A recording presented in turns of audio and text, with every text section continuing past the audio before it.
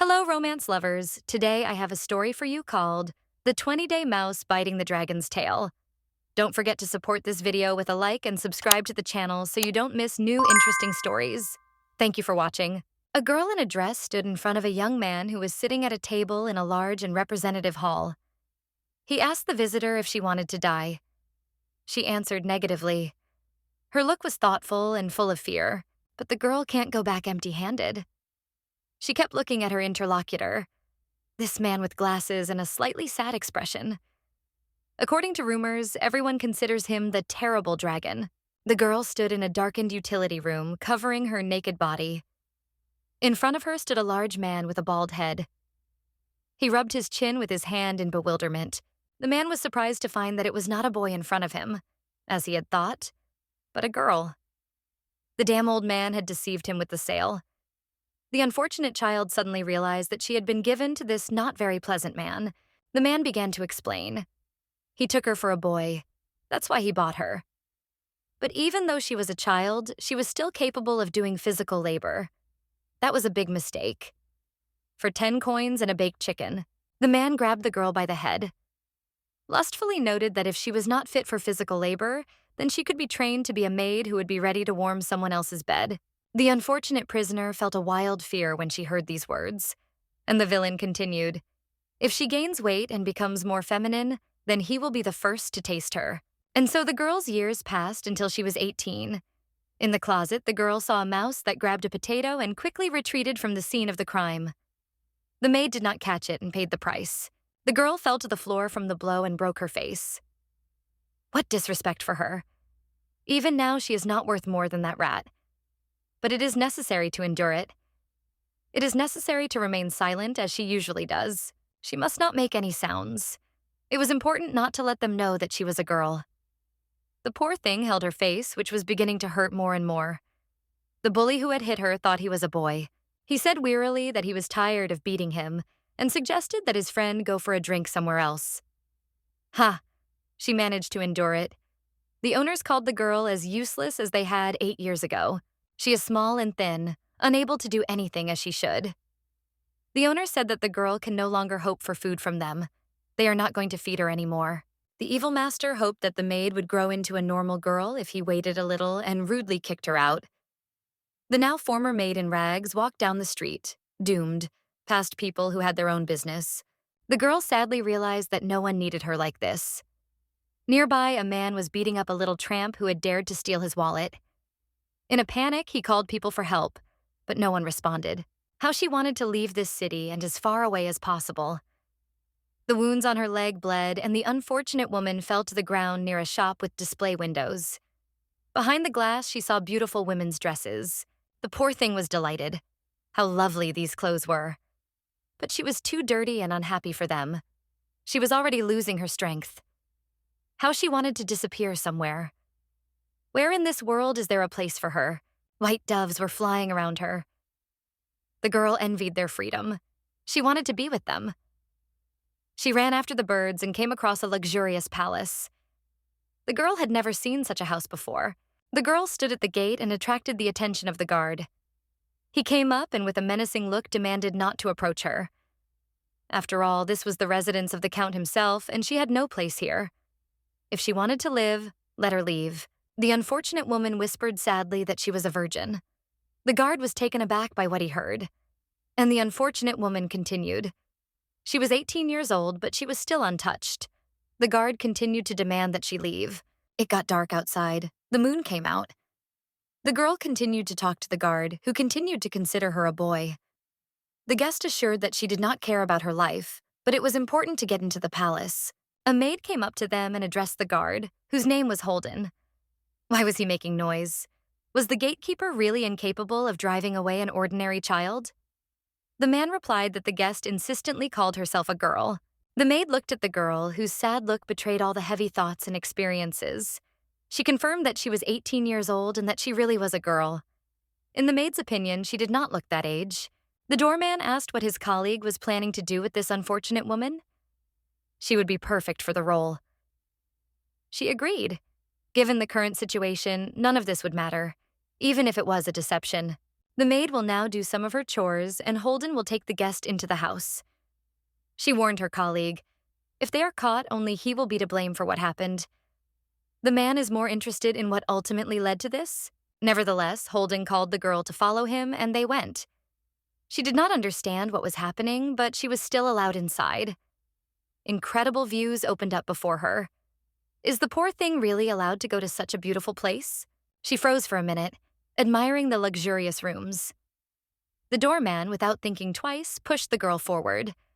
What a statue. Let her go ahead. She was dizzy. She hadn't eaten anything for a long time. The girl could barely stand on her feet. She felt herself losing consciousness. The gatekeeper became nervous and asked her to come to her senses. The poor girl could barely think. Was she really going to die in such a place? She woke up on a large and comfortable bed in a bright room. The maid brought in a tray with food and tea with a smile. Without malice in her head, the girl noted that she wanted to come in so much that she forgot herself. The girl was told that she was in the Saltator mansion and that she needed to eat something first. The newcomer looked at the food. It all looked delicious. The smiling maid asked her to eat slowly. The girl ate with pleasure. Everything was so delicious. The maid said that she needed to do something after breakfast. Now she would bring a change of clothes to the guest. She didn't understand what she needed to do. The maid brought the girl to the office of the owner of the mansion, who received them peacefully. The girl had already been tidied up and dressed in a nice dress. The gentleman noted that she looked better than he thought. The guest did not understand. She should continue to play the princess. The owner of the estate informed that from now on her name is Laren Saltator. She was amazed. They had already given her a name? The gentleman grinned. What an interesting lady. She will become a distant relative of the gentleman's family, who have just arrived from the provinces. That is her legend. When asked if she understood, the girl answered positively. While she is here, all her expenses will be fully covered.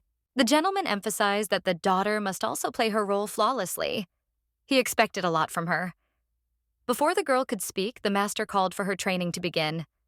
They instructed her to be taken to the maid Lisa's room. In the classroom for classes with the newly minted Laren met Mrs. Melez, the personal tutor of the Count's family. The maid Lisa had already told her everything. In turn, the girl herself greeted her. The woman smiled and asked to be called simply Melez. She advised Laren to always answer clearly and confidently. She should now stand up straight, move her right leg back, and bow. The girl was embarrassed and thought, can she really handle it? She remembered the Count's words about the great expectations from her, but she had to try. Her first attempt was assessed by her mentor as not bad. Melez suggested that her charge move on to the next part and end it there.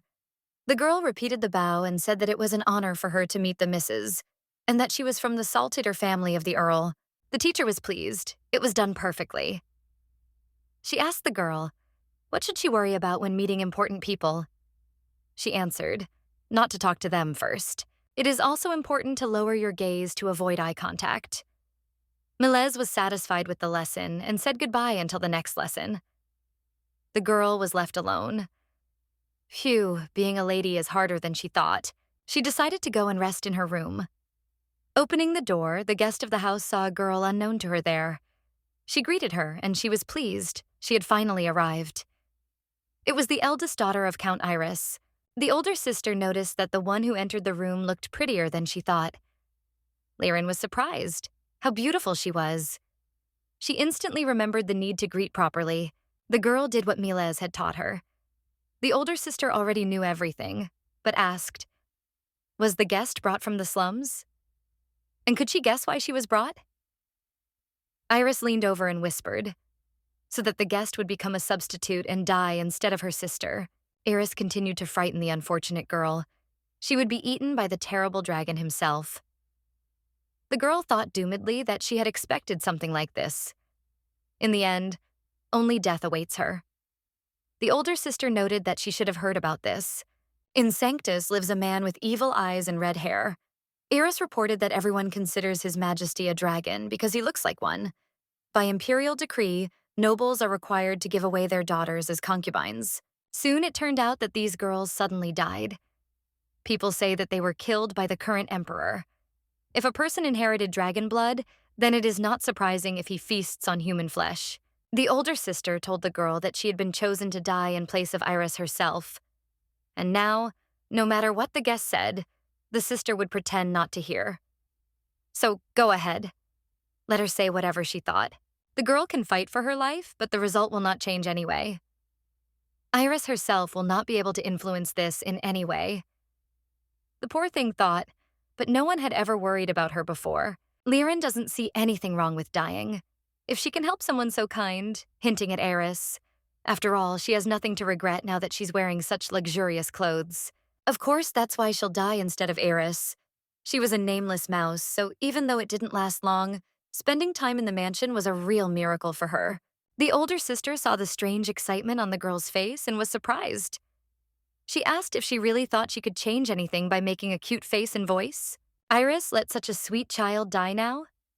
Just look at that beautiful, unclouded gaze. The older lady suddenly began to doubt. Maybe everything would be all right? What's wrong? Eris, in a fit of emotion, loudly declared that the girl in her room would now be her sister, and therefore sending her to the imperial palace was complete nonsense. Liren just looked at her in surprise. Had this beautiful countess really accepted her as a member of the family? And Iris had already been saying that from now on she would recognize the girl as her younger sister, and therefore asked to call her accordingly. The girl felt a feeling unknown to her. She smiled sincerely and quickly agreed. Now she has her first family and a sister. It is not clear what this strange feeling is, but it is pleasant and warm.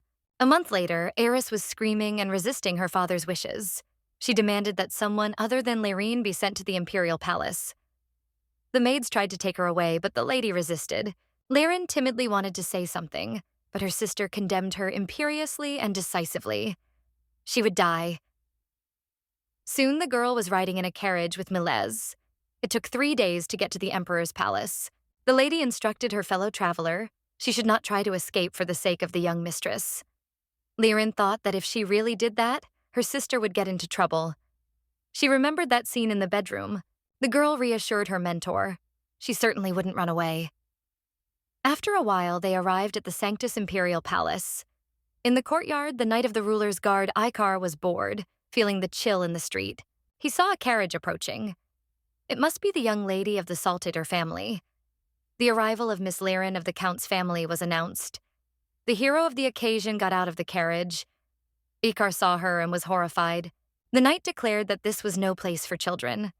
The girl was surprised by such rudeness. After all, she was considered an adult due to her 18th birthday. Mrs. Nameless reminded him of the lady's age. Icar was forced to admit it. He sees this every time. There is nothing to do. And the knight led the guest along. Liren walked and thought that she would finally meet the dragon. She needs to pull herself together.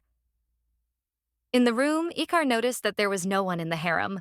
Because of this, she will have to cope with everything on her own. But there is no reason to worry. She will quickly get used to it.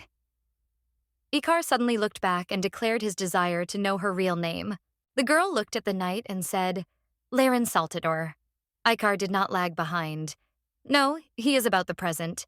She must be honest. Here everyone knows everything anyway. The guest did not give up. Her name is Liren Saltator. The knight grinned.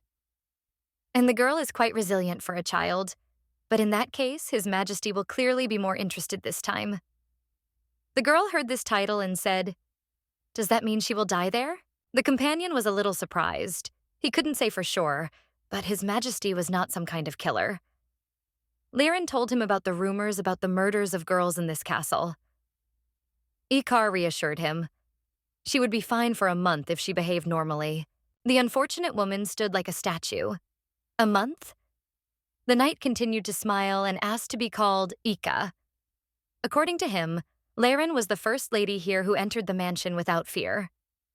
The companion noted that he liked her, even if he did not believe that she was a lady. Icar knocked on the door of the emperor's office and asked permission to enter, and received it. In the audience, the ruler, with glasses on his eyes and in a shirt, was busy with some papers. He looked up and looked at them. Name Emperor. Solid Altaria ad Sanctus. The knight reported. He brought a new concubine. The ruler sternly asked why Icar brought a child into the office. The subordinate was slightly angry from what he heard. The knight asked not to make him into a person who brings a child to the emperor. To this, the monarch asked, how Icar could bring a child here? Let him send the girl back. Lirin asked to wait a second in panic. She assured the emperor that she was 18 years old, and the girl could not just return. She immediately thought that if she returned, the family would send Iris here. The emperor looked at her with a heavy gaze and asked, did you want to die? Lirin calmly informed him that he could kill her on the spot if she was of no value to him. The monarch looked at the girl in surprise. Who was she to say that?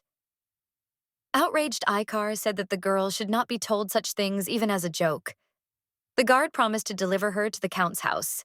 Ignoring the knight's remark, Lirin asked the emperor's forgiveness for such a late introduction. It was an honor to meet him. The guest introduced herself, mentioning her belonging to the Saltator family. The monarch closed his eyes tiredly. So that's the name they gave her in county family. The emperor opened his eyes and looked straight at the girl, demanding that she give his real name. The girl smiled and was not going to give up. She is Laren Saltator. The knight grinned too, and she really is unusual. The emperor stood up from the table and demanded that Icar make the girl tell everything she knows and then take her to the count. The guard and the girl sat down at the table and the questioning began. Icar asked where the guest was from. Her answer was from the countryside near Kydia in the south. Family? She is an only child. The girl lost her parents early, so she was raised by a nanny from childhood. Why did she come here? To become a concubine. Icar noted that it felt like she was speaking from a script. What is her favorite food? Caramel pudding? And flowers? Red roses. What is her least favorite season? Lirin hesitated. No one had said anything to her about this at the mansion. Memories came flooding back. When the unfortunate girl was once again thrown out of the house, she walked along a dark street in the snow and hoped that the precipitation would soon stop falling. Mechanically, the girl blurted out, winter. A sly smile appeared on Icar's face. The knight asked why this particular time of year was unloved. Because of the cold. He asked, aren't the snowy landscapes in Kydia beautiful? Lirin answered, snow falls there every year. Because of it, it is cold. That is why she likes it. Icar looked at the guest and said that it doesn't snow in Kydia. Where was she really from? She smiled, but inside she was panicking.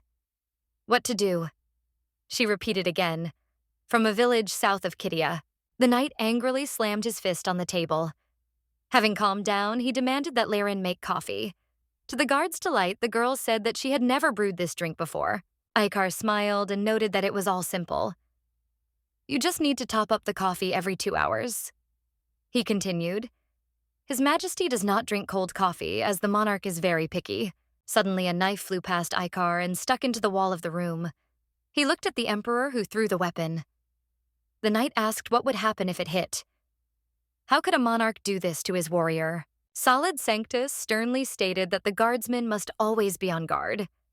Lirin pulled a knife out of the wall and placed it on the emperor's table. When he said that he had not asked her to do this, the girl replied that this was all she could do now. The guest added that she could learn everything if she was taught here. She asked if she should pour the emperor some coffee. She remembered her former employer. At this rate, the poor thing would become useless again. Then she will be driven away again. Now the girl must prove her usefulness in the palace. Lirin, without embarrassment, announced her readiness to make an heir right now. The monarch is surprised. She is too small. She is clearly no more than 10 years old. Icar advised the girl to behave more modestly.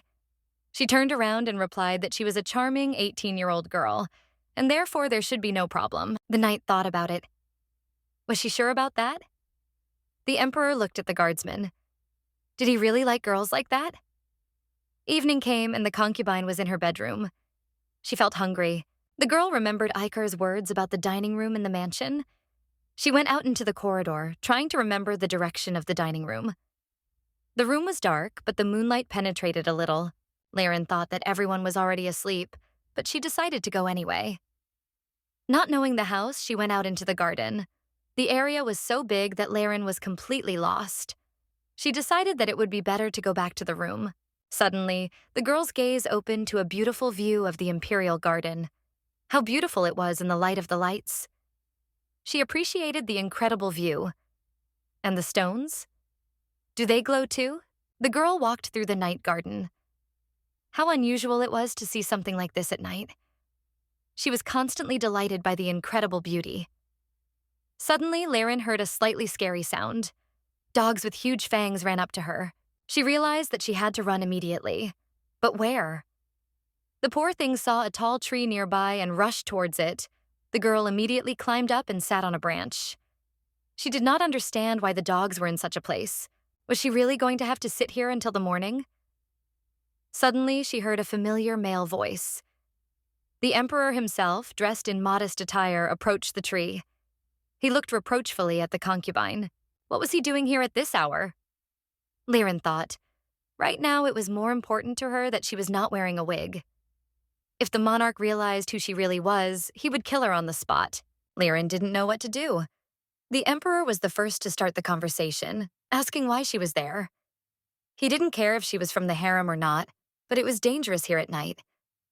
The girl was surprised. Was he worried about her? The concubine said that she was hungry and then got lost. Solid raised his hand and asked her to jump. She couldn't get down on her own. The emperor promised to catch the girl so she shouldn't be afraid.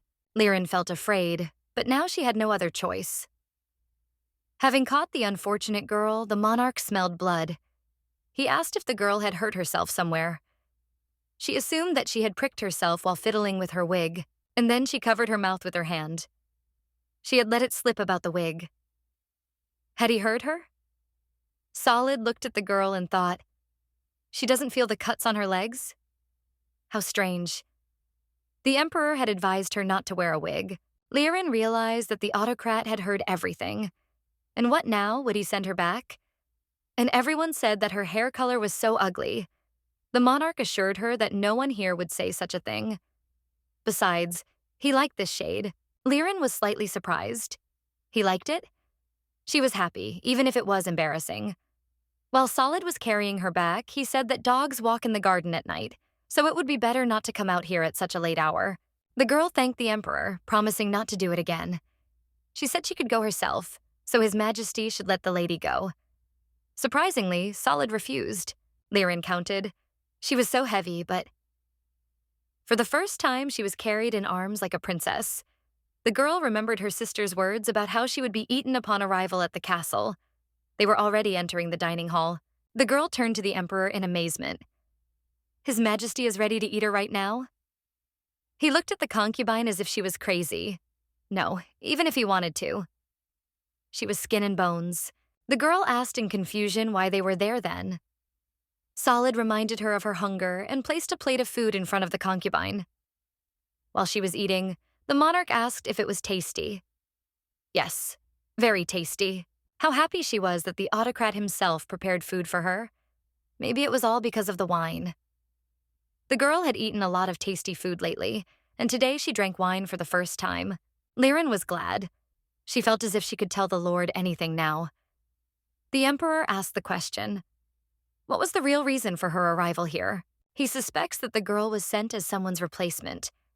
He thought. And she didn't run away, despite everything she was told about his house. But she is not here of her own free will, so why is she staying? Solid asked if she was really ready to die. The guest told him about a person dear to her whom she really liked. She was here for her sake because that person took care of Laren. The monarch thought, this is someone from her past. The girl almost fell asleep from the wine fumes and managed to mumble that she was here because of this person and she cannot return. The emperor did not understand for whom the concubine went to the harem. But if Laren was telling the truth, then the emperor had no other choice, as he now realized. The monarch would have to look after the girl while she was in his castle. In the morning, Laren woke up in her bedroom, although she did not understand how she ended up there. She had dined in the dining room. The girl was surprised. Was it His Majesty who brought her here? She would have to thank him for that. She saw her wig on the table and noticed her reflection in the mirror. Her hair was definitely not like the locks of an aristocrat. The girl thought that she really did look like a mouse. Maybe I shouldn't wear a wig now? I remembered the emperor's words about the uselessness of this accessory and that he liked her hair. Solid was the first person to call the color of her curls beautiful. The girl put on her pretty dress and was already walking down the corridor. After Solid's compliments, she felt more important. On the wings of happiness, she decided to meet His Majesty as soon as possible. She knocked on the door of the monarch's office, saying she wanted to say thank you. When she opened it, the girl saw that the emperor was not in the room. Neither was the knight Ikar. She heard some noise from the street. The girl thought that it might be His Majesty, but she was wrong. A very beautiful lady, as it seemed to the concubine, entered the house. Thick long hair, a chic scarlet dress. She looked stunning. The lady, and it was Princess Rosicea, approached Lyrine and with a sweet smile said that it was the first time she saw her there, asking the girl's name. She bowed and said her name. The princess grinned. The girl was clearly another concubine. The next words addressed to the poor thing were extremely cruel. She looked more like a thieving kitten who did not understand her place. The princess corrected her angrily. No, she is not a kitten, but a real mouse with a miserable short haircut. What is wrong with the color of her hair? What kind of noblewoman will she be? Rosacea said that the Saltator family disappoints her. The lady continued to be indignant. How dared the count send such a wretched person as a concubine? Was this the family's way of showing their disdain for the imperial family? The princess noticed the unfortunate woman's physique. Was she really a girl, considering her thinness and small stature? Someone like her would never attract His Majesty's attention. Rosacea is sure that the monarch will not even care if something happens to the girl. The poor concubine did not understand why this woman began their communication with insults. Lyrine said that the emperor had been very kind to her and had even cooked meat for her the night before. The princess was surprised and asked the girl to repeat what she had said. She continued. Solid then carried her to the bed. Rosacea was horrified by what she heard. So the girl wanted to say that she spent the night with the emperor? She tried to deny it, but the evil princess quickly hit her in the face. Hatred filled the lady. She hissed, "How dare the girl seduce His Majesty? She will not let this go." The princess demanded to bring the rods to punish the impudent girl for her inappropriate behavior. Unhappy Lyrine looked at her opponent. That's what kind of princess she is. And she, with a sly smile, declared that the monarch wouldn't bother with such a gray mouse. And how dare she insult His Majesty? The unfortunate prisoner did not understand how she had seduced him. Rosacea decided to take on the task of punishing the girl for her so-called frivolous behavior, demanding that she express gratitude and kneel. Lyrine mentally decided that she could endure the beating because she was used to being beaten. She would endure it in order to stay here. The princess beat the unfortunate woman with fury, from whom blood was already flowing. The maid tried to stop the mistress, reminding her that His Majesty would be here soon. If he saw this, he would be shocked. The emperor might even hold Rosacea responsible for the incident. The princess stopped involuntarily. Okay, that's it. She threatened Lyrine that next time she would know her place and now let her go. The poor thing didn't understand how she could stand it now. The unfortunate woman's back was burning with pain, so much so that it was impossible to move. She needed to return to her own room as quickly as possible. And in the throne room, the emperor was attending a reception. Standing nearby, Ikar assured that it would soon be over. The monarch reminded that a certain event was held twice a year, but it was tiring him. The guard reminded about the presence of the Dowager Queen, but the princess was not there yet. The emperor assumed that the princess had gone to the harem. Ikar remembered Lyrine. He hoped that Rosacea would not dare to harm the young concubine, even though she had an unusual character. The monarch expressed hope for this, because no excesses had happened before. The knight had a fresh idea, which he conveyed to the ruler. If he married the princess, he would solve all his problems. Despite her peculiar character, she is very beautiful. Rosacea is the cousin of the autocrat, so he will strengthen his power, and also receive the support of the Dowager Empress. The main thing from such a marriage is that no young soul will die within these walls. According to the knight, the rumors about the harem and murders are the work of the princess and the queen. Solid advised him to keep quiet. He is not where all this can be discussed. Ikar continued.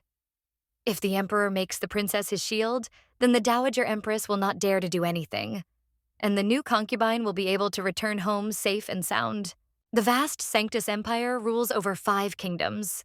That's why the imperial family has been surrounded by many legends since ancient times. One of them said that a long time ago, the first monarch's wife was a red dragon. Because of this, some of the family's descendants sometimes show draconic traits. For example, strength superior to human, dark red hair, inhuman golden eyes. The brother of the former emperor is a man with a very unusual character. He gathered around himself people who wanted to benefit from the monarch.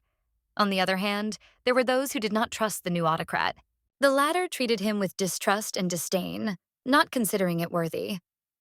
In fact, the country was divided into two factions, and in the palace, the emperor let Icar go to the corral and went home. Approaching the door, Solid remembered about the concubine. He forgot to tell her about the schedule. He suddenly smelled blood and saw it on the floor. Icar came up and asked the monarch what happened. Noticing his excitement, the emperor demanded to call a doctor. The knight thought that the ruler had a wound, but then he himself noticed blood on the floor. "Where did it come from?" he asked. The monarch noted that it was unimportant and that a doctor should be called. Solid followed the blood trail into Laren's bedroom and saw her lying on the bed. He lifted the girl, who was barely breathing. He thought, was this how she tried to get back into the room? Liren opened her eyes, which the monarch noticed. A man who appeared out of nowhere ran up Icar, who was noticeably glad that she had regained consciousness. The girl saw who was in front of her and tried to get up. The caring guard asked the concubine to stay put and rest, otherwise the wounds would bleed again. The girl looked at them and apologized. She said that she had been looking for the two of them everywhere. Laren wanted to thank the Lord for yesterday. She only tried to get up and make coffee for the lords, but they asked her not to overdo it. According to the ruler and the guard, it was better for the girl to rest now. The unfortunate woman was given a bottle with a potion for treatment. The emperor wondered what had happened to her. The concubine was beaten by Rosizia? Liren confirmed and added that she was punished with rods for insulting his majesty. Icar was indignant. With rods? That was too much. He asked about the nature of the insult. What could the girl have said? Laren answered. The princess was interested in whether the concubine had spent the night with the monarch. The guardsman didn't let up. Why did Rosizia ask about this? It was complete nonsense. Of course, the poor thing answered yes to the evil woman. The men looked at each other. Solid directly blamed the knight for what happened. Icar is outraged. Why him? The emperor reminded how the guard forgot to tell the girl about the guard dogs in the garden, and he had to save her from them. Liren also reminded about the meal after the rescue. Icar demanded clarification. The princess had misunderstood and thought that they had spent the night together. And that was why she had gotten angry, misunderstanding the situation. Laren had suddenly understood everything. Rosezia had gotten angry because of that? The girl reasonably noted, but they are in a harem, so the lady's accusations are groundless. The emperor admitted that the princess might not think so. She was jealous of Laren for him. Solid did not rule out more attention to the concubine from Rosezia, so it is difficult to guess what the villain will do next. The girl asked in fear, "Will she kill her?" Icar's nerves were beginning to fail. He demanded that the monarch not repeat such a thing again and reminded him that everything would be resolved if he married the princess. The concubine was so young, such a little one could not die.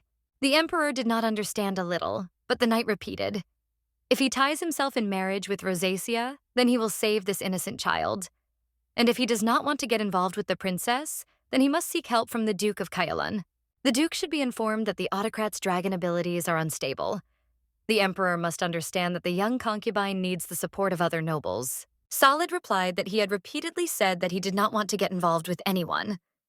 The knight only opened his mouth to object, but the monarch demanded that this conversation be stopped. The emperor said that his warrior had grown attached to the girl while he was talking to her, but that he needed to go out into the fresh air and breathe it in.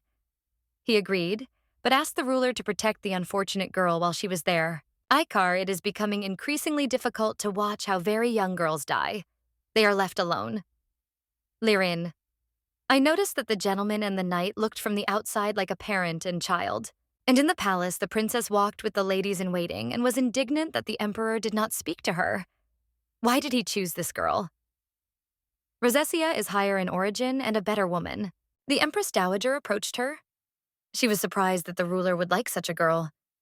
With an unhappy look, the princess told her interlocutor about her rage. She asked, "Can the empress kill the concubine?" The empress cooled the lady's impulse. She had to refrain from indecent behavior. She tried to be indignant, but her interlocutor quickly reminded her that she was the future ruler. The woman is sure that no child can compete with Rosacea, and no one will care about the girl who came as a replacement. She was rude, so it is not surprising that she was taught a lesson. If the girl dies from her injuries, everyone will consider it a common thing. The princess's eyes sparkled with malice. So, failure can overtake a person at any moment. The widowed lady is sure. In the evening, Liren lay in bed, languishing in the heat. The wounds she had received from the flogging did not give her any peace. She remembered how His Majesty had fed the poor thing and taken care of her treatment, and she had never repaid him. Liren got out of bed and decided to do something for her savior, and the emperor was on the roof of the castle at that time. He was thinking about protecting the girl who is dear to someone. Solid sighed. Ordinary people are so troublesome. Suddenly, he saw 3 people in cloaks. He knew they were coming. This bloodlust, these skillful movements. It seemed that this child had angered the princess greatly. Killing them would be easy for him, but dealing with the consequences would be a hassle. Maybe he should just knock them out? He jumped down and quickly dealt with one of the villains. Suddenly, he heard a familiar voice in the yard. It was Liren, who was again surrounded by the yard dogs. The girl wanted to go to the master, but the dogs were in her way. Solid was surprised by the concubine's fearlessness and was immediately next to her. The girl looked into his eyes with a deep, sympathetic gaze. Thank God, she thought, and hugged the ruler. Again, she apologized for today and expressed regret that the monarch cared about her. While Liren was asking for forgiveness, the second villain was carrying his partner, who had been beaten by the emperor. The latter saw this, but the girl's embrace prevented him from catching up with them. The bandits were lucky. The girl suddenly closed her eyes. What's wrong with her? The ruler felt blood on his palms. He looked at his right hand. That's it. A big red spot. The wounds had opened up and the body seemed to be on fire. It would be bad if the bleeding continued, but it would be a long wait and a doctor in the harem. The emperor stood there and did not know what to do. But the right idea quickly came to his mind. He saddled his horse named Chernish and galloped off. He did not want to stand out too much, but there was nothing he could do. The emperor galloped to the gates and demanded that the astonished guards open them. They obeyed, and the travelers approached the inner palace where the monarch once lived. The girl found out where they were and asked what the purpose of their visit was. The monarch replied that they were there for her treatment. Liren was disappointed. She felt sorry that the ruler was taking care of her again. Solid assured that the concubine had nothing to apologize for. She needed to talk less now, as her temperature had risen. The touched girl asked the name of the horse that was carrying them. She thought she needed to change the topic of conversation so that the emperor would think less about her. Solid called the horse's name and asked the concubine not to strain herself. This was his order. The girl now thought of him as a good person. At the palace, the doctor, after checking Liren, said that he was surprised by the monarch's actions, who went through such a length for the girl. She is fine and resting under the influence of medication. Solid only apologized for breaking into the doctor's house in the middle of the night. He reassured him. The emperor had done everything right. The poor woman's wounds opened up and he stitched them up. But the doctor was more surprised that she made no sounds during the operation. Liren was lying on the bed and resting. Solid sat down next to her and asked about her health. The girl opened her eyes and said that she was fine, not forgetting to apologize again. She is surprised that someone is trying so hard for her. The emperor asked her to tell him right away if she wants anything. Liren called the monarch a strange person in the conversation, who helps but does not demand anything in return. Solid looked at his interlocutor in surprise. She reminded him that yesterday, and now he does not expect anything for himself, although he does a lot for her. Liren feels unworthy of such an attitude towards herself and does not know how to react. The girl confessed that this was her first time. She didn't know how to react to all this. The emperor asked the concubine not to worry. He would be there, so let her rest.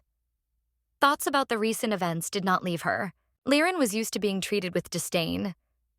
She thought she was worthless, and that was natural. She had always been treated badly, so she considered it a blessing to be in such a beautiful place as a palace in her last moments. Suddenly, Laren shouted that she would deceive the emperor, so why was he so kind to her? What should she do? Solid looked at the unfortunate girl. How desperate she was. Despite her fragility, the girl was not easy to break. Liren is strong-willed and stubborn, and yet she considers herself worthless, and therefore is ready to die, and equally desperately in need of protection. The emperor said he had a favor to ask of her. The girl said she was ready for anything, even death. It was not scary. She had originally come here with that thought. The monarch demanded that she swear that she would not tell anything. To the next request, not to upset Icar, Liren also responded with consent. Solid solemnly declared that he officially recognized the girl as his main concubine. The next morning, Icar burst into the inner palace in search of the emperor, but was met by Liren. The girl appeared before the guard in an elegant sky blue dress. The girl's hair was also unusual, long and thick with an azure tint. It was to this that Icar drew attention. When asked what was wrong with her hair, the concubine replied, "His Majesty decided that a wig would be uncomfortable for her. In this regard, he ordered the maid to transform the girl. In the knight's opinion, it looked beautiful." Remembering why he came, he asked what the concubine was doing in the inner palace. He wondered why she was recognized as an official concubine. Liren replied that she had spent the previous night here with the ruler. Icar was dumbfounded. He could not believe it. The guard decided to find out everything from the monarch himself. The palace maid admitted that Solid could still be sleeping, as he was very tired.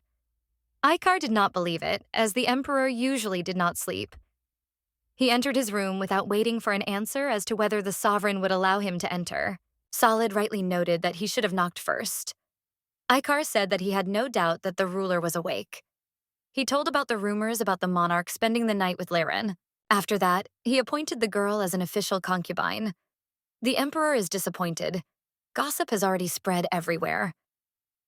Before the knight could report the turmoil in the palace, Liren entered. Solid asked if her pain had passed. "Yes, thanks to the medicine from the ruler." The monarch separately noted the concubine's well-styled hair. He had no doubt that this hair color suited her best. The girl looked at the emperor with a look full of love. Icar could not restrain himself and reminded the master that he had never shown such signs of attention to any lady. He doesn't understand. Why her? She's still a baby. Solid reminded her that she was 18, but the guard didn't let up. He said that Liren looked younger than her age. And anyway, does she know how old His Majesty is? The concubine looked at the master questioningly. He scratched his chin and said that he stopped counting the years after they crossed 3 digits. Liren's eyes widened, and the guard thought Solid was joking. Icar reminded the emperor of the need to protect the concubine, as the Dowager Empress and the Duke of Kyalone would act. The knight bitterly noted that he did not know what Solid was thinking. He did not understand how the emperor could do this to such a young individual. The complexity of the situation tormented the faithful servant. The emperor looked at him sternly and said that he needed to cool down. The knight left, and they were left alone. The girl looked at the ruler and asked, "Will everything be all right?" In the evening, when he called her an official concubine, the girl became interested in the motive for such an act. The emperor is sure she doesn't have to think about it much. He brought her into the room at night, holding her close. Others could understand everything at once, so it is necessary to make Icar think the same way. The monarch asked the concubine to call the knight simply Ika, and to address the princess as Your Highness. She should act like a true concubine. Icar is easy to fool, but there are those who are more skeptical. In the opinion of the autocrat, in such cases, silence will allow their imagination to come up with anything. Liren agreed. Solid thought he had made an unreasonable proposal, but the girl was smart and had already figured it out herself. The emperor noticed the concubine's handbag. Was that her only thing? The girl replied that she also had a hair clip. Liren remembered how her older sister had given her this accessory, a treasure brought from home. The girl put the hairpin on her hair and asked the ruler if it suited her. She told her interlocutor how she got this thing from a deer man. These words aroused the emperor's suspicion. What kind of deer man was this? He took the hairpin off his concubine. She asked with regret, "Did he not like the thing?" The monarch demanded that she not wear the accessory. The girl was confused. She didn't know what to do. Should she say, "Everything is okay"? It's just a hairpin that was taken away. She had tolerated everything that had happened so far. Why was this more painful than being spanked? The emperor thought about it. Was he really jealous over something incomprehensible? How stupid. He apologized and gave the girl the hairpin. When asked why, Solid replied that her tears made him worried. The ruler suggested that the concubine consider it a gift. If she said that such a thing was from him, no one would touch her. The girl asked, "Does this mean that he is ready to protect her?" The emperor answered positively. He would also protect her from the princess. She was his concubine, so she should be confident. Liren took his hand and laughed. Liren was sleeping, and Solid was looking out the window, thinking that now was the time to leave unnoticed. Suddenly, he fluttered up and flew away. He had to do everything before the others woke up. Soon, he landed in a certain room and found himself in the company of twin fairies, Saji and Raji. The first asked why he was not in the imperial palace. They did not think that the ruler would return to them. The fairies were sitting on the table and eating sweets. The emperor noticed this. They were still eating, although there was no one in the room. The wizards reminded him of his title as sovereign and asked him not to be stingy. Solid asked if Kaios was in the kitchen. The fairies confirmed it and asked the emperor to play with them. He agreed, but had to ask them for something. The fairies asked a question. Would he return to the demon realm? No, Raji and Saji are required to dress up as maids and watch over the harem. The fairies didn't like the offer at first, but they are genderless, so they can look feminine. Solid urged them to get ready and went into the kitchen. The fairies were already jumping with joy. And the emperor found himself in the kitchen, where Drake was. Kaios. He looked back and asked what had happened. The monarch replied that it would soon be noisy here and that we should prepare. While the fairies were wondering what the maids were doing, the emperor advised Kaios to return to the demon kingdom. He no longer had to cook for Raji and Saji. If anything happened, Solid would call him. The monarch took the sweets with him and left.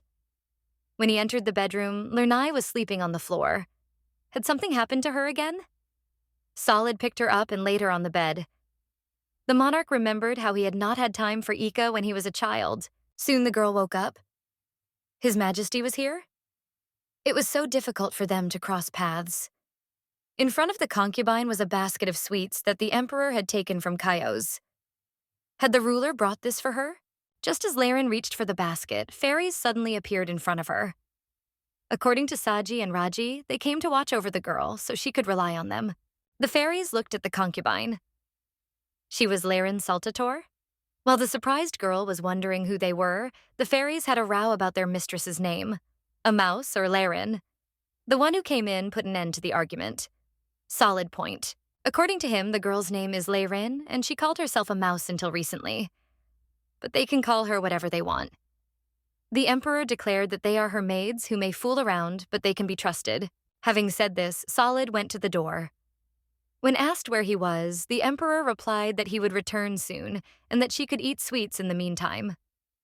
Raji and Saji would take care of the concubine during this time, and they happily confirmed this. When the emperor left, the fairies pushed Liren towards the bed, explaining that she needed to get some sleep. Their eyes fell on a basket of sweets. Saji pulled them towards her, and Raji humorously noted that until she said anything, she had not thought about hunger. The fairies called the concubine to them, and she looked at the basket in confusion. The emperor brought her sweets. A second later, they were empty. To the mistress's indignation, the fairies replied that she had not approached them, so they ate them themselves. Seeing Liren's upset, the fairies solved the problem. One of them always said that those with a sweet tooth are never bad. A snap of the fingers, and candies, cakes, and other confectionery began to fall from the sky. Liren was perplexed. Sweets were pouring down like rain. How is that possible? The fairies reassured themselves because Kaios would make them more. They offered Mouse something to eat, but she wondered what all this was for. The fairies just stood there and laughed. They were sorceresses and served His Majesty. Such magic was nothing to them, so protecting the concubine was also a simple task. Liren ate, not understanding the reason for the kindness towards her. The fairies talked about other sweets they had. If the concubine wants, let her just say so. The girl didn't understand. Could she be so happy? But yes, she agreed. Let them take care of her. In the office, Solid received a servant with a report. He assured that the Lotus Palace was very small, and Laren was an official concubine.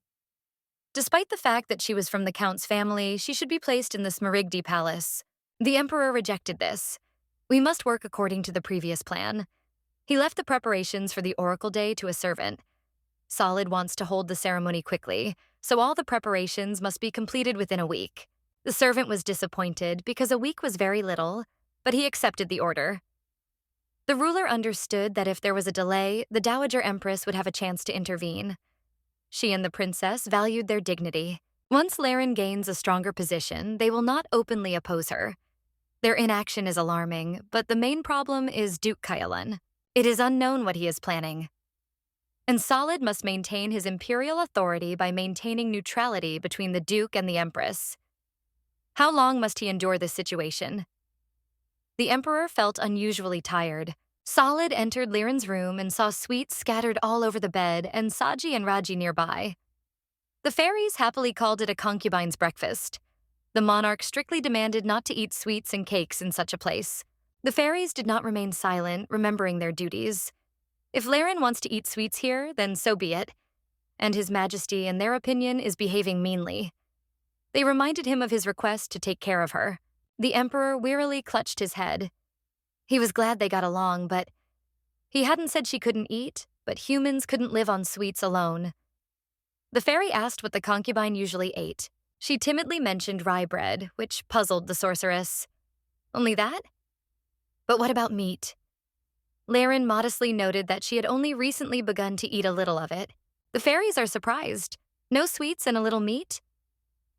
It's clear why she's so small. Saji reported a fun place, and her sister said straight out that it was time for hunting. The sorceresses left, and they were left alone. The Emperor apologized for the noise, but the girl thought that everything was fine, because now everything was nice and lively. The princess was scolding the servant at the time for losing the goose, which had been specially ordered from abroad as a gift for His Majesty. The poor fellow began to apologize, but the villainess demanded that he continue preparing and stop his hysteria. She walked and was angry. Why everything was not going as it should. She saw the Dowager Empress and asked to listen to her. Rosesia reported that the pitiful mouse became an official concubine. The lady can't just sit back and watch them get ready for the wedding. The woman was admiring the garden and asked her daughter not to scream. She reminded her daughter that she was a princess, but Rosesia won't set an example for others if she doesn't watch her actions and facial expressions. She reassured the princess that she had a plan, so she shouldn't worry. The princess asked if her mother had something on her mind. Yes, she knew that only her mother understood her. The woman assured that when the Emperor compared this mouse with Rosesia, he would understand what he was missing. Milady advised Rosesia to get ready. She had to wait until His Majesty arrived. The delighted girl promised to do so, then turned around and left. Her mother watched her go. She thought of her daughter as a stupid and arrogant child. She made such a fuss, but she didn't lift a finger to achieve anything. They hadn't managed to deal with the mouse yet. Surprisingly, the Emperor stood up for her. It seems he really liked this girl. He needs to deal with her before she gains real power. The villainess realized that she needs to use all the resources she has. In front of Laren on the table, there was a salad with boiled eggs, a steak of red fish with lemon, and a large baked goose. The last dish was presented especially solemnly by the fairies. Ikar, who was watching this, asked if the concubine could write. It would be good if she could at least read. The girl timidly said that she could not, but she would write her name. Solid remembered the lack of time and the importance of familiarizing himself with the documents. Ikar sadly noted that now he had to teach Laren to read and make all the preparations. But the Emperor had no one else to rely on, so the guard would have to be patient. The knight wonders if the monarch intends to hold the ceremony for 3 days. That's how many days are set aside for a concubine's wedding. If she were empress, the celebration would last a week. Ikar was horrified by the item in the report on the dance performance at the banquet. His Majesty wanted the guard to take dance lessons? He couldn't. Laren encouraged him. She would learn too. The knight turned around and told the girl that even for him, there are things that are absolutely impossible. The next remark to the emperor is that the guardsman has never danced with a girl, so, ignoring this, Solid said that they had to prepare a suitable dress first. He would call Mrs. Polnetza from the wardrobe department. On the wall hung a portrait of the first empress. During weddings, one must wear a veil similar to the one the ruler had, which is made according to the pattern of her hairstyle. The costume designer who came asked the girl to try on the new outfit. Milady is sure that such a dress suits her hair color well. Since she will be standing next to His Majesty, she should wear high-heeled shoes. Liren remembered that she had never worn such shoes before. When they returned to the room, the fairy began to be indignant. How could people not eat sweets and subject themselves to torture? She did not think that the concubine would like it so much. The emperor did not understand what kind of torture was being discussed. Oh, she means high heels. Liren tried to learn to walk in them, but so far she can only stand. It was noted that wearing them is not necessary. The girl has no choice, since her height does not correspond to the height of the emperor. But she will learn. There is no need to force them to wear them through pain. Liren heard that the first empress also wore high heels. The monarch hastened to reassure her. If imitating that lady became a tradition, then they cannot be worn at all. The emperor approached the concubine and helped her take off her shoes. They looked into each other's eyes. His Majesty is very kind now. He is surprised by such words. It is the first time he hears such things addressed to him. 4 days after the announcement of the emperor's new concubine, preparations were in full swing. A servant brought a letter from the Saltiter family to the emperor's office. They had been writing for a long time. After reading the message, Solid gloomily placed it on the table. It seemed that they would not be arriving anytime soon, but a representative of their clan was needed to officially approve Liren as a concubine. If the count were here, things would go faster. The monarch inquired whether the Dowager Empress had taken any action recently, but she had not done anything significant. The emperor calmed down and urged his servant to be on guard, given the upcoming council meeting. The conflict between the Dowager Lady and the Duke of Kaelin would not allow Count Saltator to act rashly. The emperor burned a sheet of paper on candles. In this country, no one respects the authority of the monarch. Soon His Majesty arrived at the parliament, surrounded by his retinue. The meeting was attended by Minoros Kaelin, son of the duke. His father does not come to the palace under the pretext of old age, but they are a noble family that has existed since the time of the first emperor. Their authority surpasses even the emperor. Another character is Fonazio Vigore, Grand Duke. His family has a long-standing relationship with the Dowager Queen. The informal title, Grand Duke, was recognized by the emperors for their military service. It was Vigore who congratulated the monarch on his wedding, but expressed concern about whether the girl was worthy of his grace given her past. The words were heard. What is the Grand Duke saying? The emperor stated that he personally confirmed that the girl belonged to the count's family, so he did not understand his words. Another deputy reported that he had heard how the concubine had allegedly worked as a prostitute before. Indignation ran through the ranks of parliament. What a disgrace. To stain the royal blood with this girl. The emperor began to get angry. Where did they get these rumors from? He personally verified everything. Minoros Kaelin turned to the Grand Duke and noted that it was wrong to make such assumptions to His Majesty without evidence, and that such behavior was not worthy of a person responsible for the affairs of the country. The deputies agreed with Minoros' words. Vigore hasn't proved anything. Another parliamentarian noted that it's not surprising because it's the barbarian Vigore. The emperor said again that his concubine is from the Saltiter family. The monarch is convinced that there is no need to question the pure Liren was wrong from the start. Solid thought he was clearly too late, planning the ceremony before the rumors started. Revealing the truth would be difficult for them. The Grand Duke did not let up. He asked if the emperor had heard about the rumors about the fabrication of the pasts of the newly arrived concubines. When mentioning Liren, the evil duke revealed her real name, Mouse. According to Vigore, the owner of a certain establishment had witnessed this fact, so she should be expelled quickly for deceiving the aristocrats. Solid was almost seething with anger. The Grand Duke should not forget himself. He was at a meeting. How can you trust the words of an innkeeper? Vigore thinks all this is wrong. If we talk about the purity of the first concubine, it could damage the monarch's reputation if rumors spread.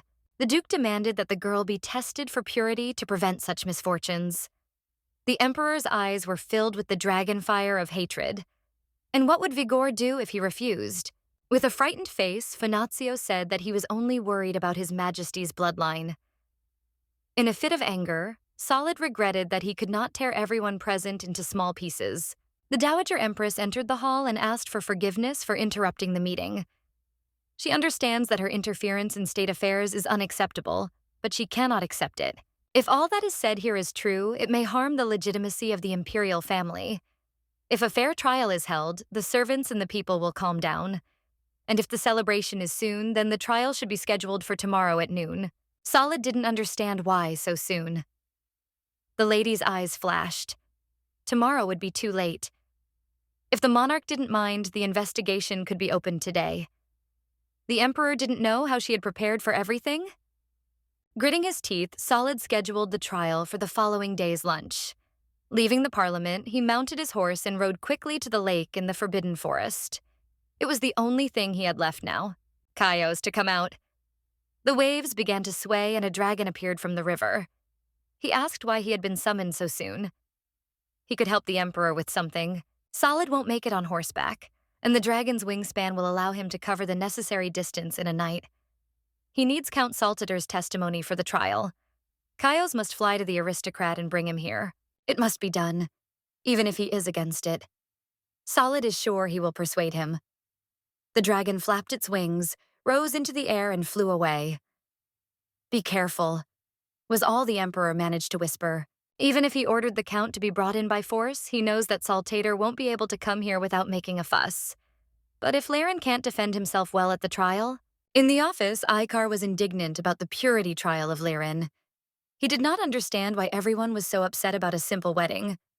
There was no point in testing a concubine for purity. Isn't it obvious that she is innocent? If they are right, how will they prove it? Fortunately, there is no sure way to disprove her purity. The Emperor noted that they somehow learned of the girl's origins in the slums.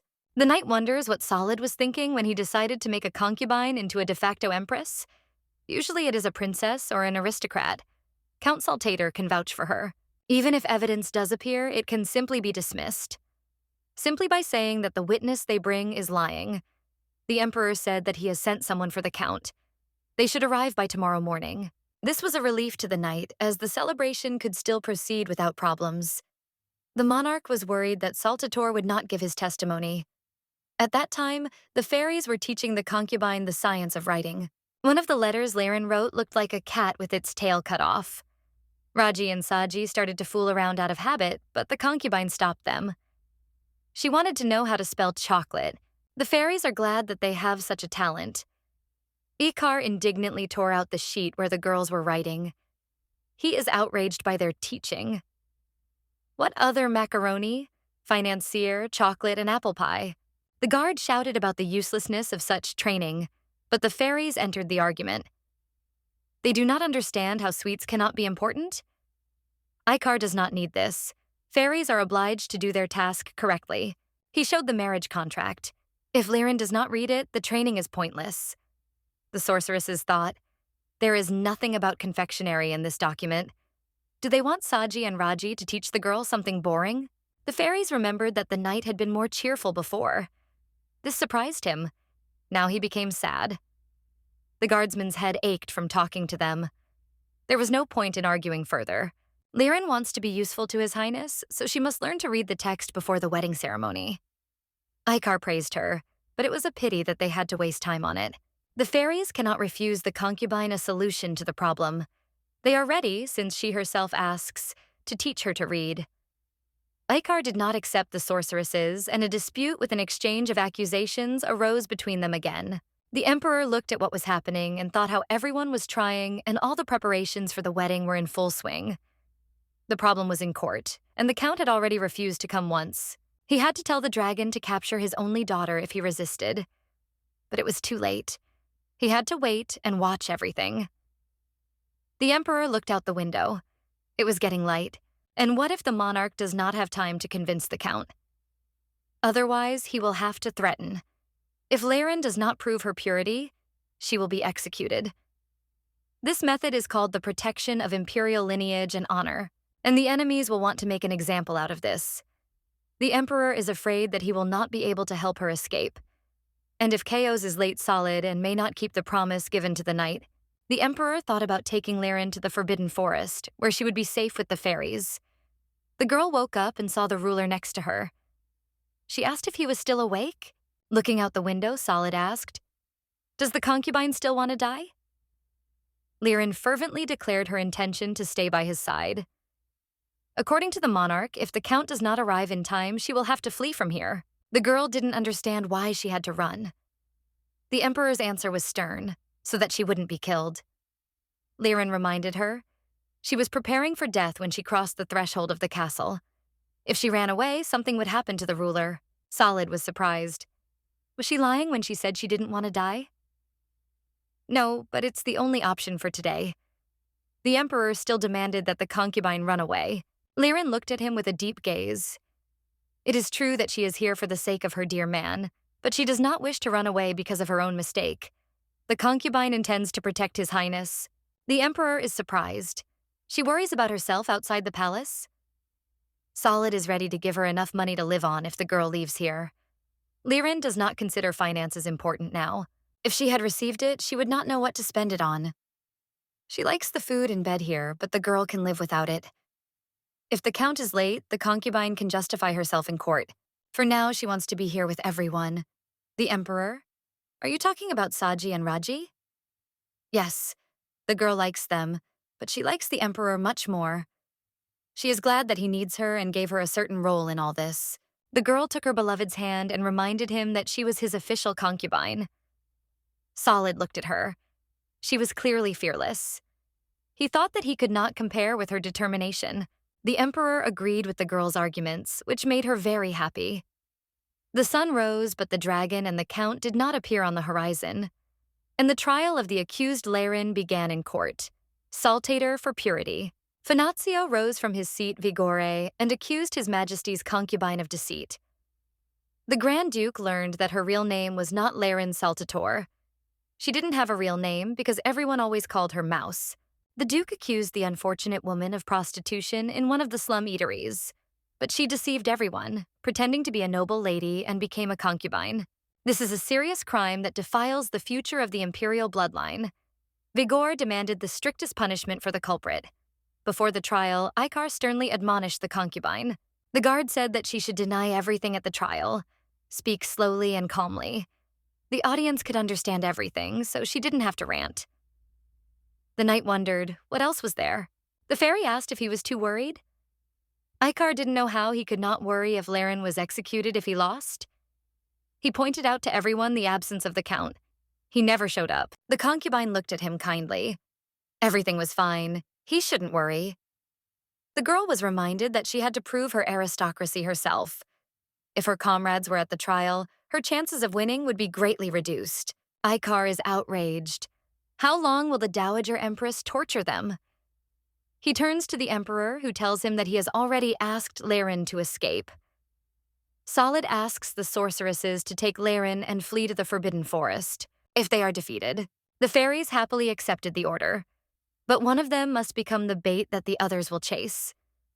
Raji is ready to act as it, as she has always wanted to try to die. The second reminded that when death approaches, the fairy becomes small, and this is inconvenient. The first reminded that it is very funny. The concubine was suddenly asked if there is a place she dreams of visiting. The girl hesitated with her answer. The count had not come, so she would hardly see her sister. Hearing no, the fairy suggested that Laren go to their village, where she would be more welcome than here. The concubine was confused, and the fairies assured her that there were many things there that were not in the human world. She would not have to worry about food. It would definitely be fun. The fairies asked the Emperor to confirm their words, and he agreed. The fairy village is warm all year round, and nature is abundant, but it will be almost impossible for a human to leave. If Laren hears this, he may refuse to flee. Saji is sure that everyone there will be happy to see a concubine. The fairy suggested that the girl go to the village together as soon as everything was over. It would be better than staying in the Empire, being on the verge of death. Raji even promised to build a candy house for the concubine. Liren is pleasantly surprised. She is ready to see it. Everyone is wondering, what about His Majesty? He promised to follow them. When Kaios returns, he will take the monarch there. Liren folded her hands in joy. Of course she would wait for him. Solid looked at his watch. It was time for them to go. Everyone had gathered when Liren realized. She had forgotten to pour the Emperor's brewed coffee this morning, but she would soon make amends. The judge asked if the defendant had anything to say in response to the charges. The Emperor and the Dowager Empress looked at her in particular, the former with concern, the latter with a haughty grin. The girl loudly declared, she, Liren Saltator, does not admit guilt. She is a distant relative of Count Saltator. The concubine was worried and understands how important it is now to appear confident. Therefore, it is unthinkable to lose purity, being a member of the Count's family, continued Vigore. To prove his words, the Grand Duke called a witness into the hall. It was the owner of the establishment from the slums of Fundus. Liren looked around in fear and saw a mature man who was her employer. The witness gave his name as Recht. He said that he had taken in the accused, a former orphan, and was taking care of her. According to the man, the girl worked in his establishment. He confirms that the girl had a relationship with the clients of the drinking establishment. Solid was looking at the witness. Is this the man sent by the Empress? The girl looked at the judge and said she didn't know the man. Recht screamed and accused the accused of lying. He was outraged. She knew how many men complained after she left. Recht claimed the girl had started taking clients a year ago, but had disappeared a couple of months ago. He believed she had run off with one of her clients, unaware of her current status as a concubine. Liren denied it. She had done none of that. But the girl had no evidence. If things continued like this, she would be at a disadvantage. She looked at the judge again. Liren said she was not familiar with the witness or his testimony. The Dowager Empress took the floor. She was moved not so much by the words of this vulgar man as by Liren's dignified behavior. The judge noted that if the problematic case continued like this, they would come to nothing. The Empress offered her way out of the situation, but asked again, was the girl really from the Saltator family? If so, let him show his aristocratic education to convince those present. The girl was visibly frightened. Solid also became worried. He was sure that the concubine would hardly read the letter. The Empress was smiling maliciously. Wasn't her method the simplest? It was easier for the accused to prove simplicity by showing her abilities. The judge agreed with this. The monarch. They put you at a disadvantage. A sound was heard at the door. The hall was surprised by this, but then the elder sister of the concubine, whom Chaos had brought, burst in. Liren turned around in surprise. The one who had run in was already calling out to His Highness.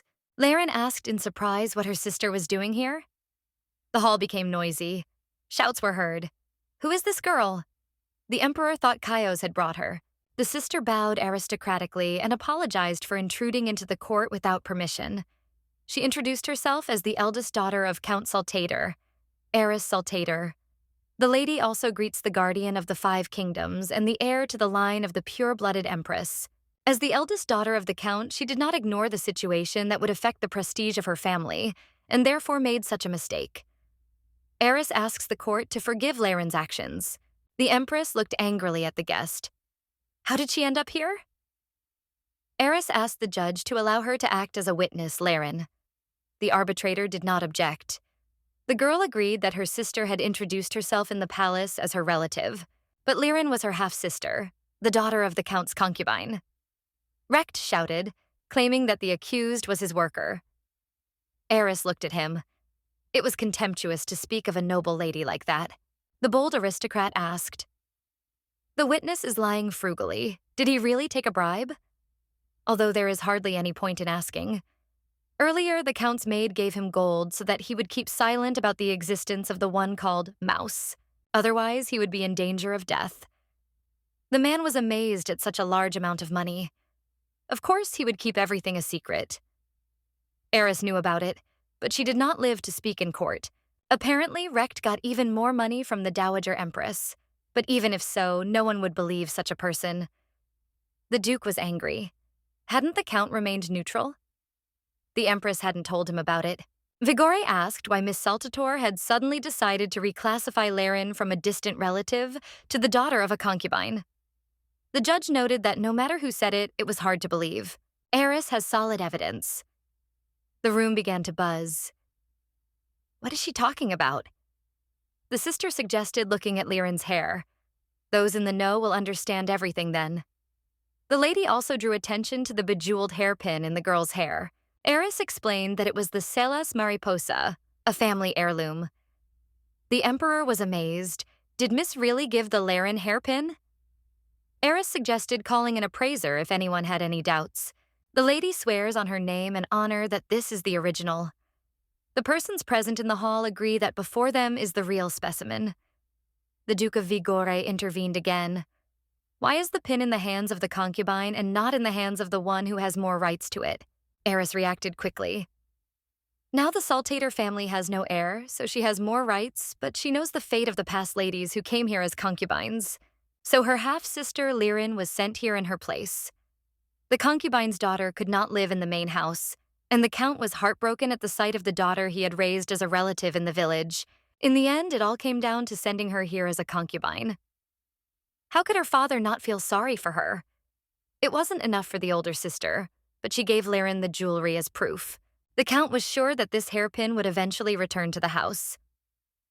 The men in the hall were talking about how all the concubines had died so far, so the relic would obviously return to the count's mansion. If Laren really was a street prostitute, there would be no reason to hand over the family treasure to her.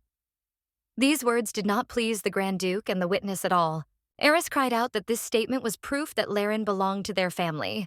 Therefore, her innocence could be confirmed.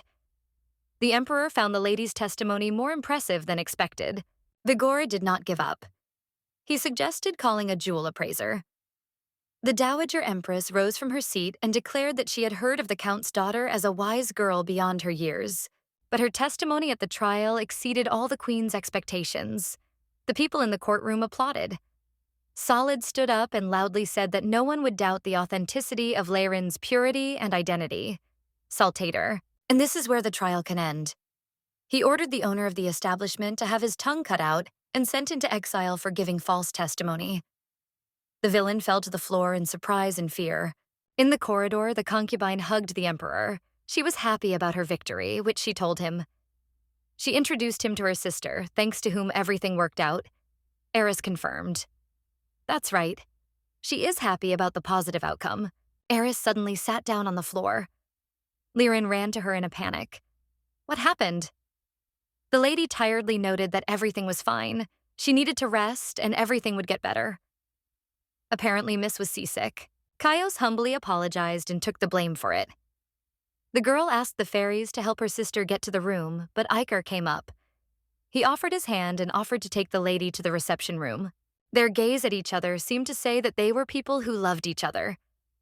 Eris stood up abruptly and told the discouraged knight that she was capable of standing up herself, and he had no manners if he dared to touch the lady's hand without permission. The elder sister approached the younger one and asked to be taken to her room. She agreed. The emperor instructed the guard to provide them with protection after the trial. Solid separately thanked Kaios for her help. Kaios explained why he had not brought the count. While in his house, the guest had reported the trial, but Saltator had said that he had received a message about his personal illness, which was the reason for his refusal. Kaios was already thinking of pulling him by force, but Eris entered the room. Yes, she heard their conversation as the noise was all over the corridor. She was surprised that Laren would be brought to trial. The Count noted that it had nothing to do with her. Let her go. The girl is unhappy. They do not understand her. The lady asked Kaios to take her with him instead of her father. The guest thought she would be more useful and led him to the exit. The magician turned around in front of the door and promised to guarantee the lady's safety.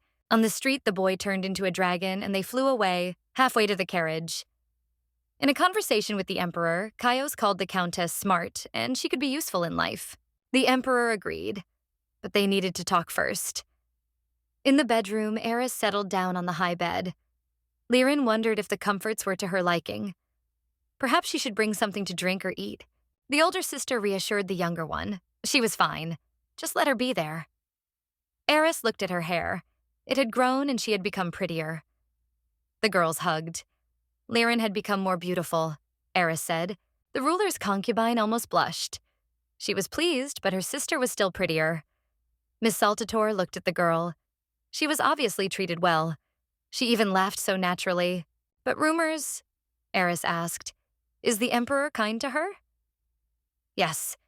The girl told how he feeds her sweets and protects her from dogs. This calmed the elder one. She remembered how dangerous it is in the palace at night. The girl told about an incident when she had a fever after an injury. Eris was horrified. What injury? A dog bit her? No, on her back. The conversation was interrupted by the Emperor, who said that dogs had nothing to do with it. The girls looked at him, and Eris assured him of the need to observe manners, even though he was a monarch. He pointed out the girl's status. She was a concubine, so there was no need to be careful. Liren asked her sister not to scold the Emperor. She explained her behavior to Tom by saying that she was unwell. Solid thought that the lady had been different yesterday. Eris turned to the girl. She needed to talk to the monarch in private. When the concubine left, the Count's daughter apologized to the Emperor for her poor greeting. Solid does not find it terrible, but sees how Liren listens to her. Eris is sure that her sister trusts the master. The Emperor noted that he had not bribed her, not even with things. The lady wondered if he had given her a ring. The monarch was more concerned about whether the hairpin was really a family heirloom. Eris confirmed that this was true.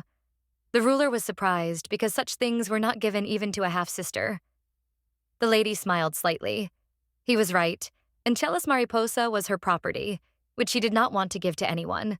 The Emperor asked why the lady had given the pin to his concubine.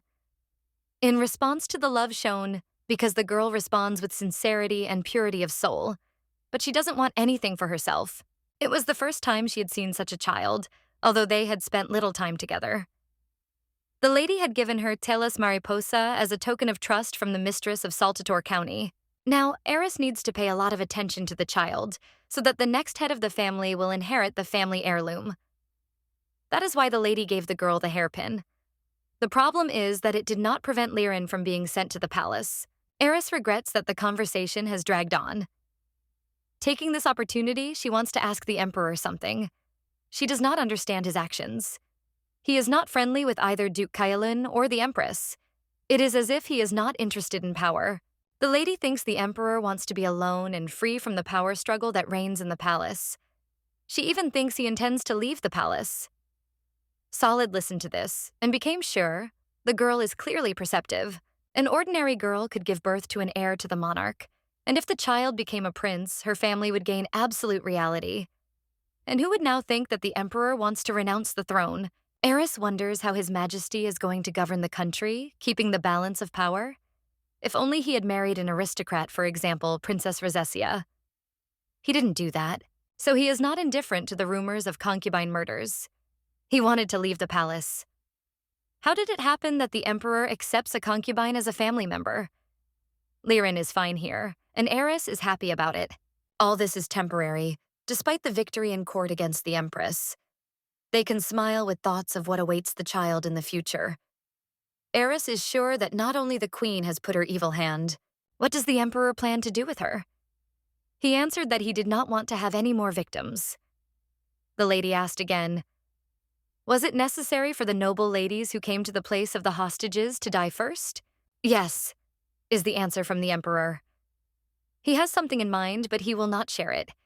Eris does not know what his goal is, but the monarch will not be able to do anything to the Empress, despite the fact that her steps are an obstacle for him. So, Solid is using the concubine as bait to incite the Empress? If so, the Queen intends to make the princess the Empress. It would be strange if the concubine gave birth first, even if Liren did not become the ruler. So the ruler thinks that the Empress Dowager will show weakness when she starts to worry? Solid appreciated the guest's sound thoughts. He agreed that the Queen was a formidable enemy, so he needed bait. Eris understands him, but Liren is her younger sister, who is naive and knows nothing. The Countess asked, how about involving the Duke of Kaelin? Solid does not intend to involve him. Wolves are not needed against foxes. Eris was surprised, as she thought the Duke was better than the Empress Dowager. Suddenly, the lady asked to be put in charge of Liren's education. Perhaps she could help him that way. The emperor thought she wanted to become a servant, but Eris rejected it immediately. The concubine knows nothing about the palace. Isn't the countess suitable for the role of a teacher? Solid agreed. The monarch asked his interlocutor, would she turn the dowager empress into an enemy and endanger the count's family? And this for the sake of a child who was an orphan? Eris denies it. She is doing this for herself. Eris is the future mistress of the county, and her father indirectly took the queen's side to protect his family.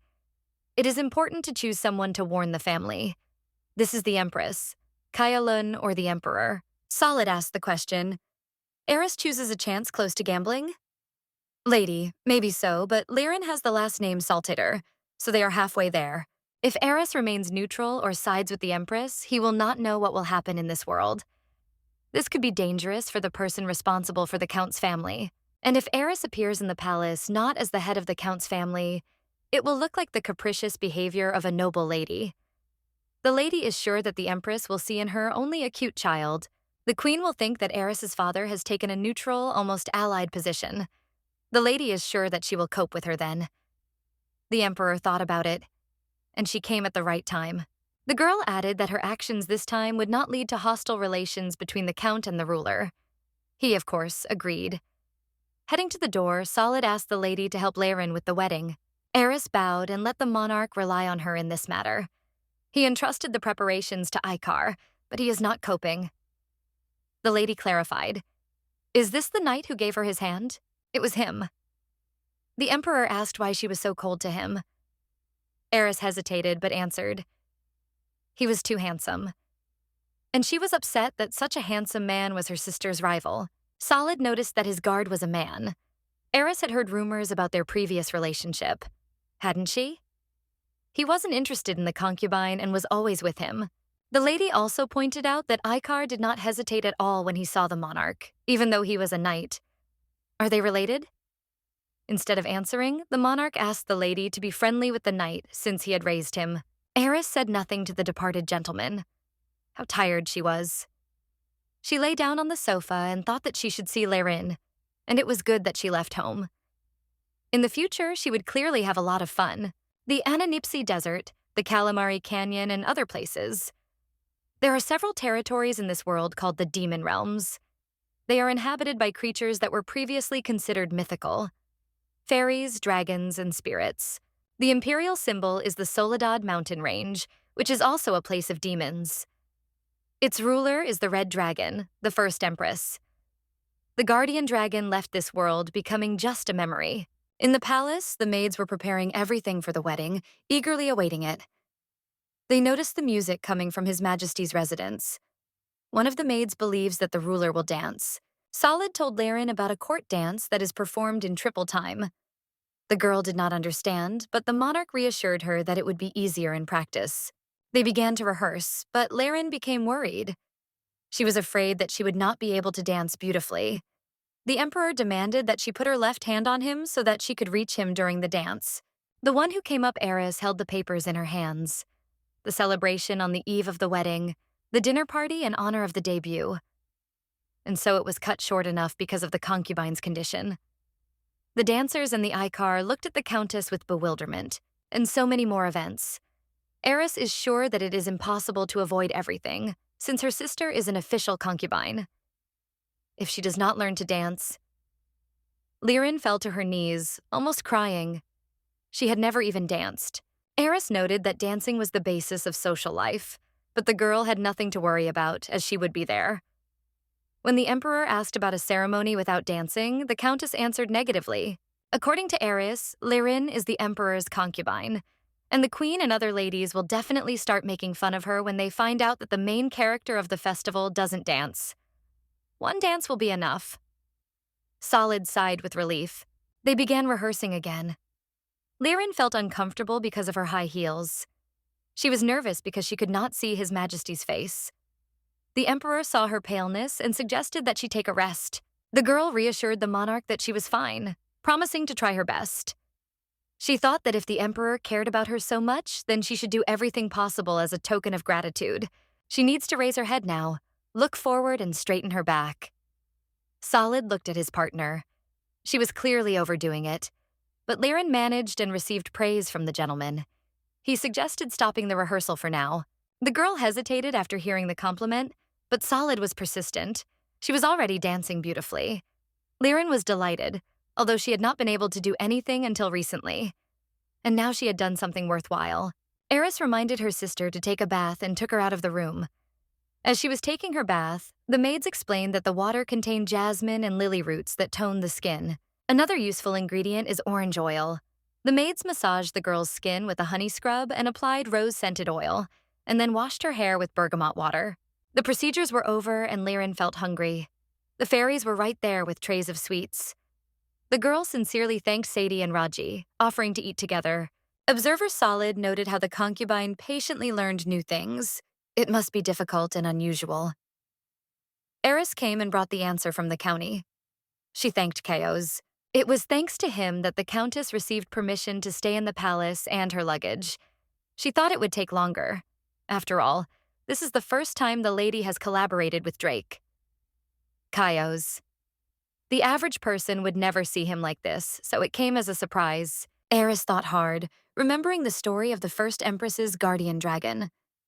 The Emperor called Chaos his friend. When the Countess asked about his friendship with him, Solid said that there was nothing strange in communicating with people. Eris had heard of interactions between humans and beings from the demon realm. How did the two of them even meet? The Emperor had reported suspicions about his daughter being overprotective, but it didn't work out that way. The lady admitted that her father considered her safe here, and that his daughter, in his opinion, was helping with the wedding. The Dowager Empress was connected with the Margrave, but she would hardly touch the remaining friendly nobles. The problem is with the Oracle Liren, who will be there on the eve of the celebration, Eris said. The Emperor agreed. The priestess is blind, but her prophecies are so accurate that they cannot be considered simple predictions. The concubine's true identity will be revealed to the world. Often, such a woman, who is not an empress, turns out to be a commoner. And at the trial, the Count's family guaranteed Liren's safety. The Emperor warned that if the results of the prophecy were to be learned in the temple, the Count's family, who had remained neutral, would be in danger. Eris, hearing this, offered to hand over the oracle to her. Saltator's 18-year-old daughter are the same. Liren's true origins will not be revealed if Eris receives the oracle on her behalf. The fairy is ready to help the Countess with her wish if something goes wrong. Sometime later, both sisters were riding in a carriage. Eris asked if the girl's legs hurt. But Liren was worried about whether her relative would return home after the wedding. She reassured her. The Countess was planning to stay here. Eris explained the reason. She needed to find someone to play the role of a husband if she came to the palace. Liren was horrified. Her sister was getting married? Not yet, but the aristocrat would figure it out while she was in the palace. Now she needs to find a suitable person. Liren didn't understand who she meant. The lady explained, he must meet all the conditions. The main thing is that he must be a man of the family, corresponding to the Count's title but without claims to inheritance. The real power will belong to Eris, so the husband should only keep a decent face. She does not mind if he turns out to be a handsome man. The main thing is that he is not annoying. Eris regrets that it is so, but appearance and character are looked at the very end. But it is difficult to find such. Such grooms are nowhere to be found. The lady has only seen Chaos and Ikar so far. However, she does not know the last name of the latter. Liren had never heard of his last name either. Eris assumed he was one of the new aristocrats. The concubine was thinking about her sister's return home. But what if she stayed if she married a guardsman? Liren asked her sister if Ikar met her conditions. She confirmed that he did. The concubine continued to hope that Eris would live after she got married. The poor girl admitted the fact that the knight lived near the palace, thanks to which they could see each other every day. Eris reminded that the husband was obliged to live in his wife's mansion, so she would have to return to her father's house. Liren would like to live with her sister in the palace because they have become so close. The girl was noticeably upset, which her sister noticed. She asked not to make such a face because she will now be as close as possible. Eris thought that her sister had learned to reveal her feelings sincerely thanks to His Majesty and other people. The sisters and the fairy arrived at the oracle's house and stood in front of the doors. Eris reminded Liren that she was playing the role of the Emperor's concubine and that her stepsister was her maid. A woman in a cloak met them and asked which of them was Laren Saltator. Eris pointed at herself, and the three of them followed the servant. The aristocrat reminded them that they would need to return quickly afterwards. Before entering the oracle, the servants were called to wait. Only the concubine was allowed inside. Eris was surprised, but submitted to the demand. She asked the girls to wait and went forward. After all, it was just a ritual, and there was nothing to be afraid of. The oracle greeted the newcomer. Eris wondered if the priestess recognized her. She took the lady by the hand and sat down on the floor. It was a great honor for her to meet the future empress. Eris was almost speechless. The empress? The oracle was not mistaken? No, she is not mistaken. The countess took these words with horror. But she cannot be told about this. The lady honestly admitted that she was taken aback by what she heard. For her, the empress's oracle was too much. She even became scared, but was it possible to hide the results until she was ready? The priestess rejected this. It is impossible since they are usually announced the day before the wedding. Eris did not give in. It is possible to change the oracle, calling the girl a simple good concubine. But the priestess is not ready to do this, being a servant of God. Eris approached Solid's office. She remembered the words of the oracle. And a simple concubine is a thorn in the empress's side. The lady seemed to have added fuel to the fire. She asked the ruler if it was possible to cancel the priestess's announcement. He was interested. Why all of a sudden? The lady answered, according to the oracle, she will become empress. Solid was no less surprised than she. Eris said that she does not intend to marry him and does not want to become a queen. And this fortune-telling is complete nonsense. Solid did not rule out that Eris is suitable for the role of ruler. The countess was already screaming. Could Her Majesty hear her? The prophecy that Liren was worthy of becoming empress would be made public in a few hours. If the Dowager Queen found out about it, Solid thought about the danger that threatened the concubine. But on the contrary, it could be said that she was perfect. Eris looked at him strangely, then turned around and left. She had to get ready already. The Emperor thought about the prophecy and remembered Eris. She was that girl. It was unbelievable. Eris was angry with the king. He had heartlessly called her sister a decoy. How could she be calm now? In the corridor, Icar stopped Eris, who was running errands. He had something to say to her. If the lady was alone, that was good. The guard wanted her to give him some of her time. The Countess is busy with preparations with Liren and the fairies, but she is able to talk for a short time. The guard apologized for himself, but the lady is ready to listen to him. The knight's hunting competition was excluded from the list of events. He is currently being sued, so he wants to consult with Eris about it. The lady remembered that hunting events are a time when men interact with women. For the aristocrats, it is a precious and cultural event. She is not sure if the Emperor will allow it, as it poses a danger to Liren. According to Icar, everyone complains to him because they themselves cannot talk to Solid. And the event involves members of the imperial family and many aristocrats. Eris thought about whether to attend it together. The knight continued his monologue. He is under pressure from the nobility, and this is detrimental to the service. Icar was sad. How would he explain everything if the event did not take place? Eris asked if he would go to the evening. She clarified. Had he decided which lady he would accompany? The guard looked at the lady stupidly. What a slowpoke, thought Eris. The knight reminded her that he needed the Emperor's permission for this. Icar was not supposed to spend time with the girl outside of duty. She smiled. Such an adult needed permission? The knight makes excuses for his inability to refuse? Eris with feigned sadness.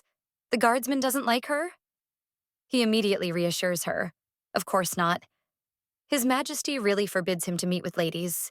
The lady understands that the Emperor cares for the knight, but this is already overprotectiveness. Icar smiled. Such is their relationship. The Countess is interested in what about accompanying the knight. Of course, she interested him. Eris asked if the knight would like to go with her.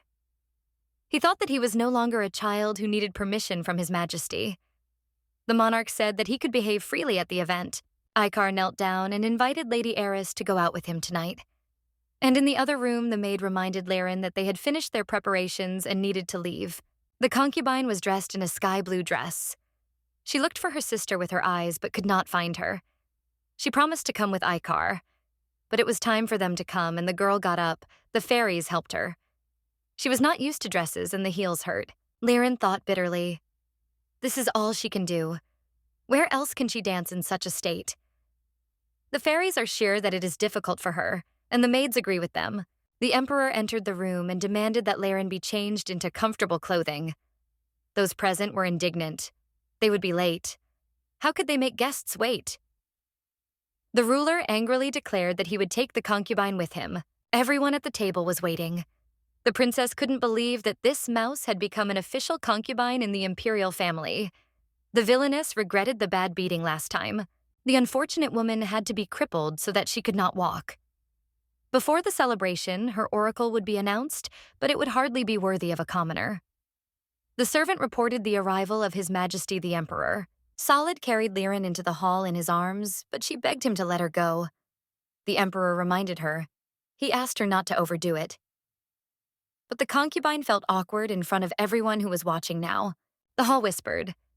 His Majesty brought this concubine. How strong are his feelings for her? There is nothing surprising about a sudden wedding with such an attitude. Rosicea did not take her eyes off them. She will not forgive this mouse. The princess was angry. The mouse came in the arms of the emperor, and no one condemned. If things went on like this, soon everyone would know that Rosicea was not fit for the monarch. It was time to announce the oracle. Liren Saltator, the lady destined to become empress. The princess almost turned black. The young concubine will become empress? The oracle never lies. The guests are curious. What about the princess? People were quietly discussing rumors about Solid's lack of interest in Rosicea. She suddenly stood up, which surprised those present. She saw the people who had entered Icar and Eris. The princess remembered that the countess had saved the life of that mouse. If it had not been for her testimony, Rosicea would have become the empress. She became a disaster for the ruling family. The princess is ready to make the countess understand that she is not welcome here. Both ladies met each other's eyes and greeted each other. Rosacea reported that she had heard about the guest at the trial and was amazed by her thoughts regarding her sister. The princess envies the girl because she is the only daughter of the count. And she also heard about this. The concubine will become the empress. Eris must be happy? The lady smiled and answered. She still has a lot to learn. The princess feigned indignation. That is, the countess considers her sister unworthy of this? It is impossible to believe that Eris is not happy with the oracle. She doubts the result? The lady was tormented by doubts. Whatever the answer, it would offend either the oracle or the princess hoping for the throne. She was silent. The princess noted with an evil grin that her interlocutor was bored with her. Eris only said the word no, which was enough for the villainess to react. What no? Log, she shouted and hit the girl in the face. Liren screamed. Icar ran up to the countess. Rosicea said about the sisters' mockery of everyone in the hall. The princess is sure. Eris has insulted the imperial family. Liren was struggling in the emperor's arms. Her sister is in danger, but he stopped her. Things will get worse if she gets close to the two rivals. Between Eris and Rosicea stood Icar. He pointed out to the princess the inadmissibility of such treatment of the concubine's relative. Today everyone honors His Majesty and Liren.